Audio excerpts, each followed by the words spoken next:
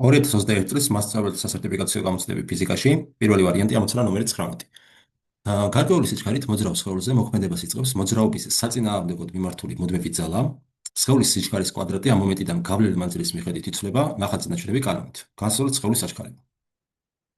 მოცემული გვაქვს, ეხლა ნახაზიდან თუ დავაკვირდებით, როდესაც საწყის სიჩქარის კვადრატი b0 კვადრატი უდრის 4 მეტრ კვადრატ წამ კვადრატს, ამ დროს გავლილი მანძილი S1 ტოლი არის 0 მეტრის, ხოლო როდესაც საწყის სიჩქარე, საბოლოო სიჩქარე სხეულს გაუხდა v კვადრატი გაუხდა 0-ის ტოლი, ამ დროს S2 ნახაზიდან როგორც ხედავთ არის 5 მეტრის ტოლი.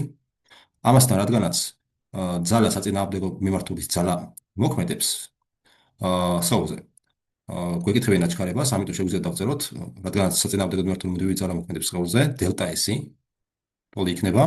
მოძრაობა რადგან შენელებული ამ შემთხვევაში v0 კვადრატს მინუს v კვადრატი შეფარდებული 200-თან.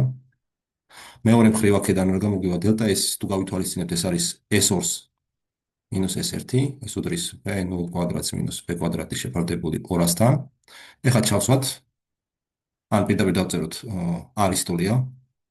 აქედან a ტოლი იქნება v0 კვადრატს მინუს v კვადრატი შეფარდებული 2-ჯერ S2 მინუს S1.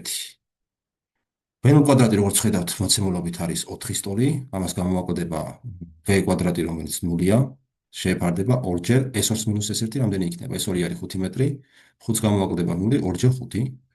ეს ტოლი იქნება 4 მეათედის, ას თავის მხრივ არის 0.4 მეტრ წამ კვადრატის. ანუ საბოლოოდ რო დავწეროთ, აჩქარება ტოლი ყოფილა 0.4 მეტრ წამ კვადრატის. პასუხი G.